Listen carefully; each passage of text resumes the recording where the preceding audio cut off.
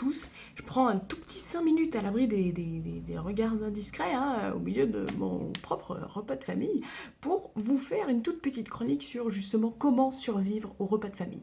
C'est parti. Alors, les repas de famille, c'est comment dire, supposé être un beau moment de partage, de fou rire, de bonne humeur, de convivialité, de bonne bouffe. Alors, si c'est votre cas, vous êtes une famille en espèce d'apparition, hein, vous n'apprendrez rien avec cette mini-chronique, mais par contre, pour ceux qui ne sont pas à ce stade d'amour universel et d'évolution conviviale et fraternelle, j'ai des petits conseils. Alors pendant les fêtes, vous allez forcément entendre des phrases qui tuent. Mais vous êtes plus fort que ce que vous pensez et vous pouvez tout à fait y survivre. Voici comment. Alors déjà, dans un premier temps, les remarques sur le physique.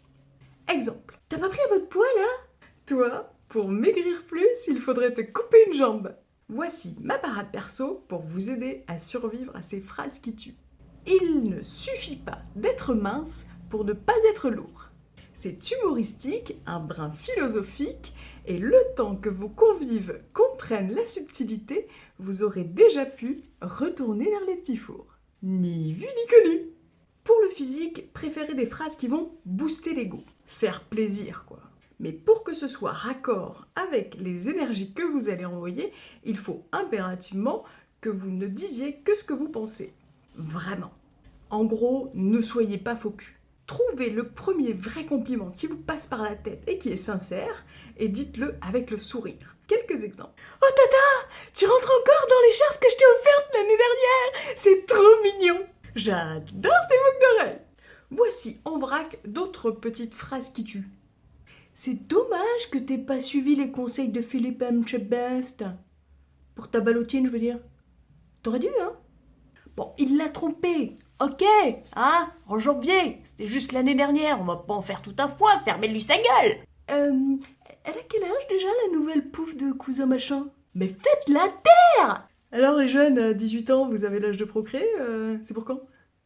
Elle est pas enceinte, t'es sûr? Maintenant, les sujets à éviter. Pour une bonne ambiance, il y a des sujets à ne jamais mettre sur le tapis entre le fromage et le dessert, ni même à aucun autre moment d'ailleurs. C'est impératif pour éviter les bastons à coups de bûche de Noël dans ta gueule. L'actualité. Mamie, elle est accro au JT, et depuis qu'elle a compris comment fonctionnait le replay, en fait, elle est incollable. Elle serait foutue de vous donner l'état de la mèche de Laurent Delahousse le 4 mars à 20h02. Méfiez-vous. Préférez des sujets tendances qui vont montrer que vous êtes cultivé, mais pas trop, on sait jamais, la jalousie, tout ça. Un exemple, les cochons d'Inde. C'est pas indien. Pour mes amis québécois, le blé d'Inde, c'est pareil. En deux, la religion. Si le sujet sort à l'insu de votre plein gré, rajoutez-en une couche en disant que vous êtes tout juste converti au djédaïsme. Ça existe, c'est la religion de Star Wars, et puis c'est vachement cool. Voilà. Vous êtes un Jedi, m'en fous mental. Ça fait rire les petits, et voilà, et on enchaîne sur Star Wars. Sinon, il y a aussi le discordianisme, mais c'est un petit peu plus houleux comme sujet, parce que il vous suffit de signer un truc sur internet pour avoir votre carte pour être pape. Donc voilà, c'est ludique, mais bon, ça ne sert à rien. Les retards de la SNCF. Ok, tonton bidule, il est toujours à la bourre, mais c'est pas grave, gardez-lui une coupe de champomis, et puis voilà, vous la boirez au nouvel an, c'est pas grave. Les embrouilles entre un tel et un tel, pas entre téléphones, entre personnes de genre humain. C'est pas le moment, on s'en fout que vous ayez perdu au Monopoly en 96 et que vous ayez gardé de la rancœur par rapport à ça. C'est pas grave, de toute façon c'était même pas le Monopoly The Walking Dead. Et s'il faut, maintenant avec cette version-là, vous seriez topissime. Donc évitez de ressortir ces vieilles rancœurs-là, ça ne sert personne. Voilà. L'argent, vous êtes dans la dèche. Ok, mais mamie, elle s'est saigné les veines pour vous sortir 10 € et les foutre dans votre enveloppe sous le sapin. N'en rajoutez pas, c'est pas le moment non plus. Évitez aussi d'énoncer la rubrique funéraire, ça peut vous éviter certaines petites déconvenues. Du genre, quoi? Edith Piaf est morte? Puis il y a aussi l'héritage, hein. C'est pas la peine d'épiloguer là-dessus, je crois que on s'est compris, on est d'accord, ouais, voilà. Deux, trois petits sujets à éviter aussi, en vrac, hein. Xbox ou PlayStation? Pain au chocolat, chocolatine? La robe là, elle était bleue et noire ou blanche et dorée finalement? Alors, si vous voyez que les esprits s'échauffent un petit peu trop à un moment donné, lancez un sujet qui va détourner l'attention. Un stimuli extérieur, un stimuli drôle, quelque chose. En vrac, qui a vu Star Wars? Oh, regarde, il y a encore Arthur à la télé! Moi, je suis totalement pour les chaussons moumoutes.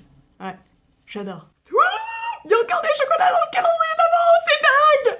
Puis surtout, n'oubliez pas que dans repas de famille, il y a famille dedans. Évitez de ne parler que de vous, parce que vous aurez l'air d'un enfoiré d'égoïste, et intéressez-vous aux autres. À ce qu'ils créent, à leurs projets, à leurs rêves, à ce qu'ils ont envie de construire ou à ce qui s'est passé pour eux dans l'année. Leurs espoirs. Puis c'est l'occasion aussi de leur proposer votre aide. Tonton machin, il a déménagé tout seul, c'était bien chiant quand même. Hein. Réparez la vieille radio de mamie.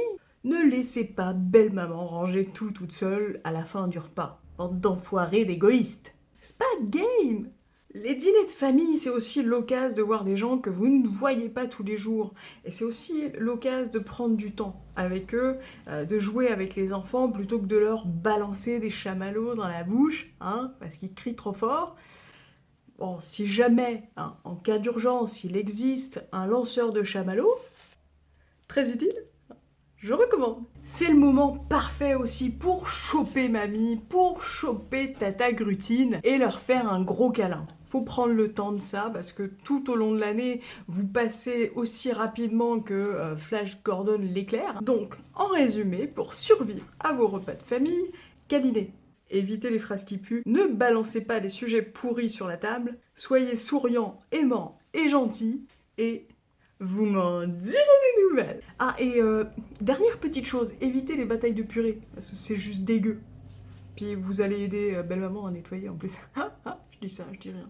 Je vous souhaite à tous de très belles fêtes de fin d'année, et à bientôt quelque part mes poulets.